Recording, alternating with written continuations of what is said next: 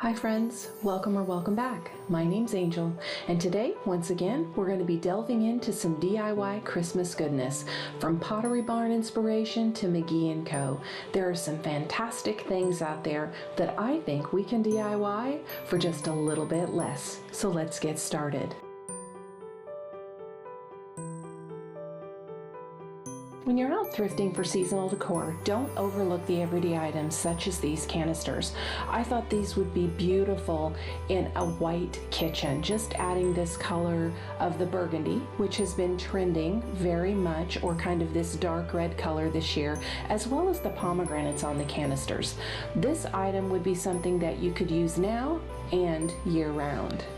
Something that I've been seeing a lot of trending and out thrifting are these sweet nutcrackers. I say nutcrackers are a grab up for sure. This is a classic Christmas item that has a variety of ways that you can decorate them. Another don't miss item are small picture frames. We're going to look at later how a bag of these small picture frames can be great gifts for now and later. Came across this set of 3 standing floor candle holders. All 3 of them together were around $20. This would be a great gift for someone as well as great holiday decor. Candlelight is a must during the dark winter months, but is also a decor item that you can use year round. When I came across this galvanized tree collar, it was half off, which would have made it $4.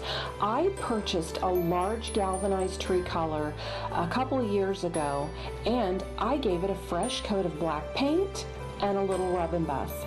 Don't overlook those items that you can transform simply with paint. It makes such an impact in your holiday decor. So let's see what I thrifted and start those DIYs. Garland is one of those items that is just a classic Christmas piece, but they vary from year to year in what's trending. Pottery Barn has had some fantastic examples of just some elevated looks on garland. So I thought we could certainly repurpose some garlands I already had. This bell garland that I'm disassembling by cutting the bells off of the rope, I made myself probably 5 years ago. I purchased the bells in a bag of 20 from Amazon. The beaded garland, I got mine probably 3 years ago, 4 maybe now, at the at-home store. But it's everywhere now, from Hobby Lobby to Walmart. You can purchase this at a variety of places, and it's relatively inexpensive. So by combining these 2 garlands, I thought we could really get a more elevated look, such as the Pottery Barn inspo. So I folded the beaded garland in half to find the center, and then I used my hands to simply space out the bells. As I'm editing this, look at the top of the thread that I'm attaching the bells with. 18 cents from Walmart. I think I have had the thread for just a little while. But nevertheless, I used it to attach the bells through the top and then just added them to the wooden bead garland. Now keep in mind, you could use felt Christmas ornaments like we seen in our inspo piece. You could use balls. You could use snowflakes. The possibilities of what you could add to a beaded garland are endless. But I think by combining the 2 elements, you really get an elevated look, but for a lot less. Remember the inspo piece that I was looking at from Pottery Barn, 2 6-foot strands were $99. So for me, this was essentially free because I had all of these items on hand. What I want to encourage you guys is to look at what you already have. Christmas items are Christmas items, right? Bells, garlands, greens, sleighs. I really want you to be encouraged to use what you have in a new and fresh way. I think oftentimes we get caught up, I know I do, in the commercialism and forget that what I already have is a gift in itself. I loved the way this turned out, adding a couple additional elements and textures to my garlands that hang in my kitchen windows. Wood and brass along with the evergreen lights and ribbons is a classic look. Another Christmas classic item are the Nutcrackers. They have been popular for several years. MCGEE & Co. sells this particular one for $32 and it's consistently sold out. So I thought, after seeing those sweet nutcrackers at Michael's with the black hats and boots, that maybe I'd give these two nutcrackers I had a little fresh inspiration. These type of nutcrackers, you guys know you can purchase them everywhere. Hobby Lobby, Michael's, Walmart. They come unfinished, and I want you to really think about giving them your own look. If you're very handy, you could paint them like the traditional nutcracker. I'm not, so mine will have black hats and black boots. If you wanted a modern take, staining them completely or painting them all white or all gold with a little bit of rub and buff, they can be gorgeous. They have some too that are much larger. Mine are only about 13 inches high, but I just loved the way they turned out by simply painting the hats black and the boots black. I chose not to add the gold in like the inspiration piece. I wanted mine to just have a bit more of a warm traditional look. The paintbrush I'm using here is very stiff, and that helps you to get close in there. Now, if you are purchasing these as well from a thrift store like I have seen, you can paint them a solid color and then go back in. I am choosing also to warm up my wood tone with this walnut varathane stain. I'm simply brushing it on with a foam brush and then dabbing off the excess with the paper towel. Now, it's all in the details. Once you have these stained, you really need to go back in, or even if you're painting them, with a small detail brush and go in between where the nutcracker lever is. Getting in all of those crevices like you'll see me do here makes all the difference in making your DIY piece look like a true purchased high-end item. After I had them painted, I took them outside and gave them a good coat of triple thick high gloss lacquer, and I love how handsome they turned out. Another classic element that we've been seeing trend heavily at MCGEE & Co., Pottery Barn, Magnolia are these woven or rattan sleigh items in both ornaments and table toppers. So when I found this little beauty for $8.99 at Goodwill, she came home with me. Now granted, she's not woven or rattan, but I don't mind. She's quite substantial in size and vintage from the 70s or 80s. The only thing that I needed to really do was adjust some of the wiring so that it was more secure. It did have some glitter to it that I didn't care for, so I knew that I wanted to give it just a fresh coat of paint in a very similar gold color. But the versatility that this type of item offers is endless. You could utilize this in a bathroom with towels and soaps. You could fill it with small Christmas trees. It could also hold simply ornaments, or you could use it as a bread basket with a napkin in it, or as an arrangement on a table.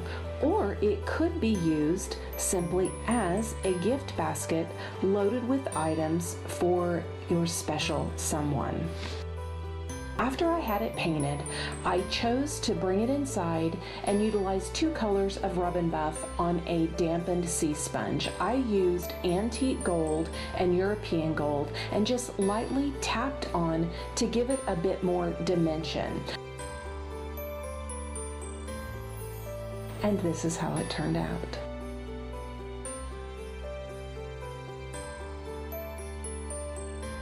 So let's revisit that bag of frames. For $4.99, there were 9 different heavy metal frames in that bag.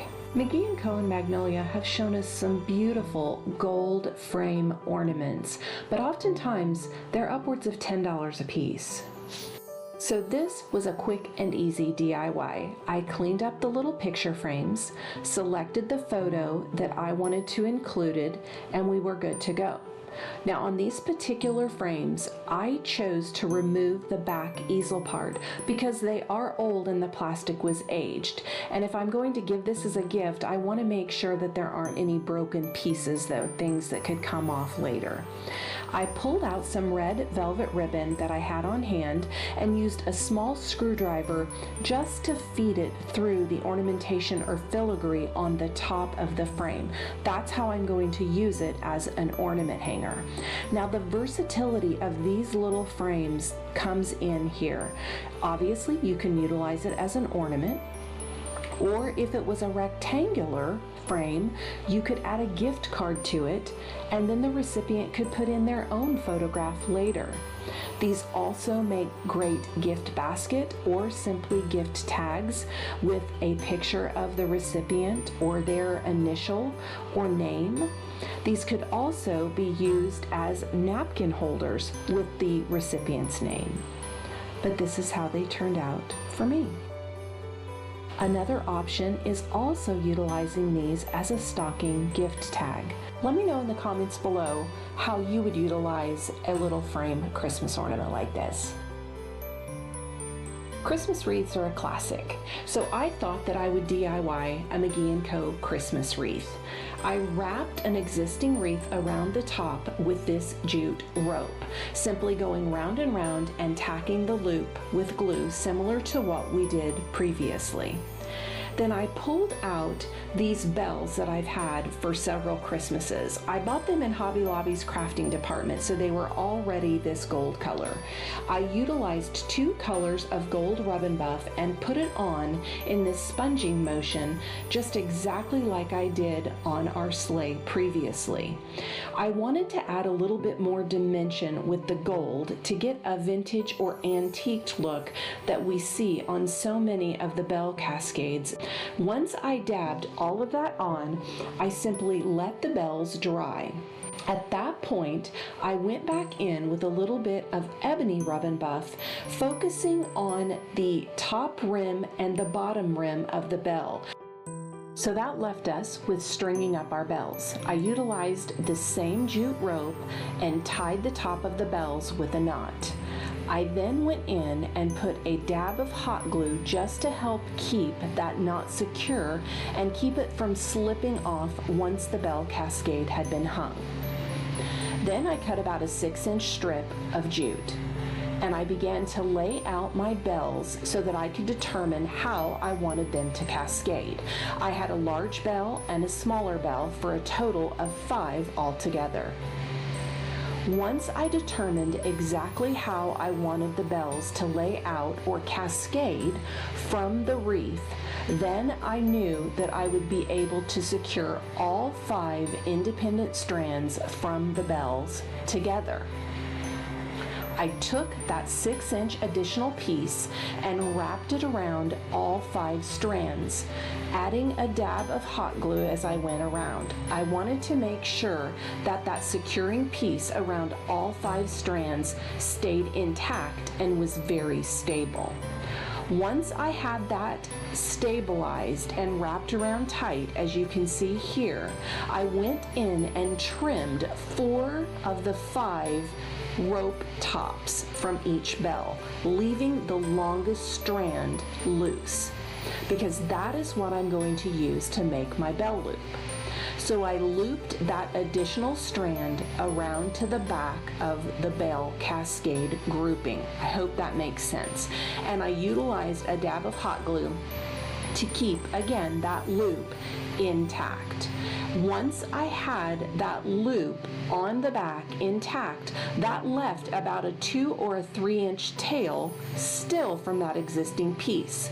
I'm going to take that tail and wrap it around up toward the top of the loop, and that is what will make our hanger, again utilizing glue all along the way. So now it leaves us with attaching our final elements. The loop on the bell cascade goes over the loop on the wreath so that they can be removed and used for something else at a later date. I then made a velvet bow and I ran a zip tie through the back of it. This will allow us to attach the velvet bow to the loop of the wreath as well. By doing that, each piece of this is independent and can be taken off at a later date and utilized elsewhere. Once again, we've thrifted and DIY'd our way to some great looks. Thank you as always for being here, and remember, stay on the journey as we continue making our way home. Until next time, bye.